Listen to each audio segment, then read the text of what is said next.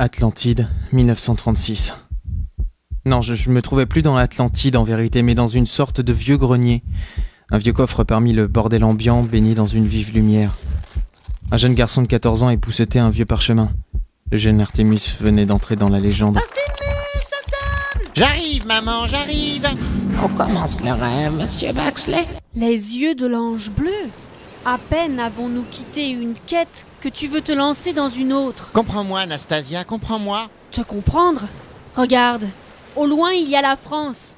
Nous en sommes partis il y a 1 an, espérant trouver l'Atlantide en mer Égée. Nous étions 3, Artemus. Nous ne sommes que 2 au retour. Le professeur a donné sa vie pour un mythe qui représentait toute sa vie. Et que veux-tu faire de la tienne?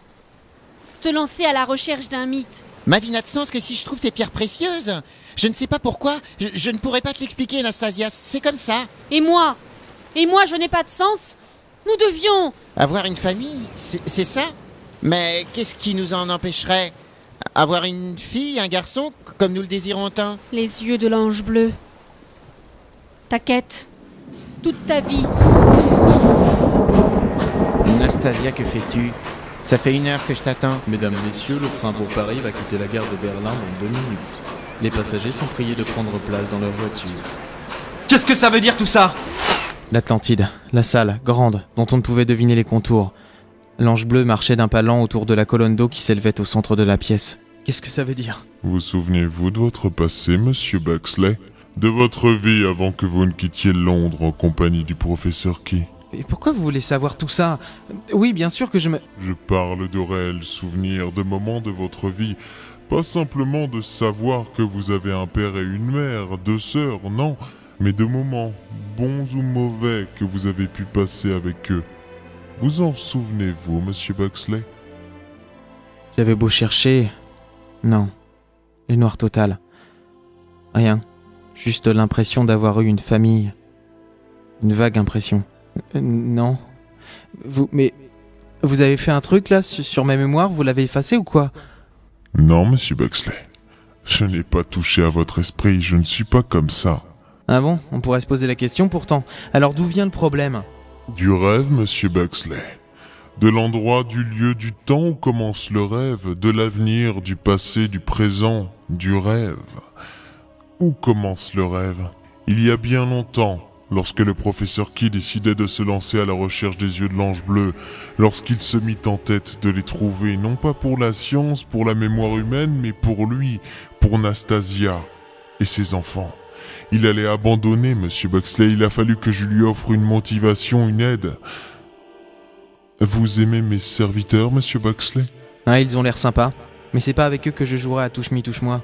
Ils ne vivent que parce que je l'ai décidé. Après la chute de l'Atlantide que j'ai moi-même provoquée, quelques survivants m'ont enfermé ici. Et avec moi les yeux prisonniers d'une lumière divine. Je ne pouvais pas même reprendre mes pierres, celles qui enfermaient tout mon pouvoir, le feu de l'ange, ma colère. Alors vous vous êtes créé des petits copains? Fort comme tour de magie. N'est-ce pas? Pourtant ce ne sont que des pantins. Des marionnettes animées par ma propre volonté, non la leur. Ils n'en ont pas. Leur nombre est édifiant. Et la colonne s'est teintée d'une image floue. Des silhouettes, des soldats, une armée qui attendait. Vous vous préparez à envahir le monde ou quoi? Le monde? Pas exactement l'envahir, non. Devenir votre maître? Non, ce n'est pas ce qui m'intéresse. J'ai déjà commencé mon travail, monsieur Baxley. Colporter la haine ici et là, la faire frémir, pour arriver enfin à l'horreur. Elle est nécessaire, monsieur Baxley, elle rend indispensable la beauté, mais il me manque les yeux. Monsieur Baxley, les yeux que ces Atlantes m'ont volés. Ah, ils pensaient les garder loin de moi, les protéger. Mais il vous faut le professeur, c'est ça? Qu'il prenne les yeux pour vous. Ils sont encore là. les Atlantes. Ils se servent de vous, monsieur Buxley, pour me contrer. Mais ils n'y arriveront pas, j'ai avec moi la vérité et elle me servira. Je pousserai pas le professeur à prendre les yeux, plutôt crever. Ah, mourir. Mes soldats attendent. Ils ne réagissent pas, ils sont bien loin de vous. Vous ne vous souvenez de rien, monsieur Buxley, car vous n'avez rien à vous souvenir, tout comme Laura. Quoi? Il allait abandonner monsieur Buxley.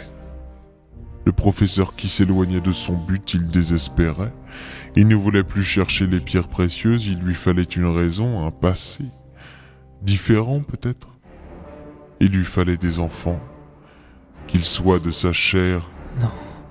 ou de la mienne. Non. Vous n'êtes rien, monsieur Buxley. Ou plutôt vous êtes parce que telle a été ma décision. Vous et Laura, vous n'existez que par ma volonté. Ah, si vous saviez la fierté que j'éprouve à vous avoir vu réfléchir, à vous avoir senti aimer, haïr, souffrir. J'ai réussi à devenir l'égal de Dieu lui-même, ce Dieu qui m'a banni de son monde. Et j'ai réussi à l'égaler en créant un homme et une femme. Vous mentez! Si je mentais, vous ne le prendriez pas comme cela, monsieur Buxley.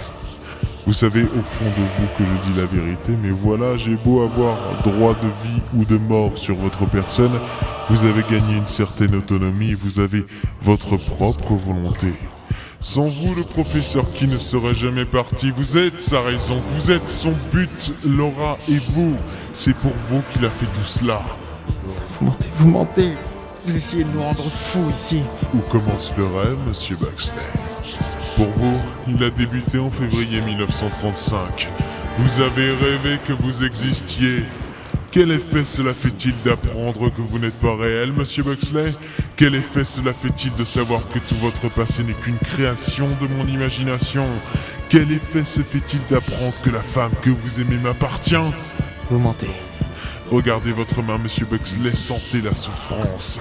Je suis en train de vous effacer purement et simplement de la vie. Vous n'êtes rien, monsieur Buxley.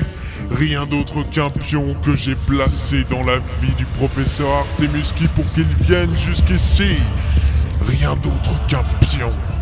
L'avenir, le passé, le présent, plus rien n'a d'importance pour vous. Vous n'appartenez à aucun d'eux, vous ne vivez nulle part. Irez-vous jusqu'au bout de ce pourquoi je vous ai créé? Irez-vous jusqu'au bout, monsieur Buxley?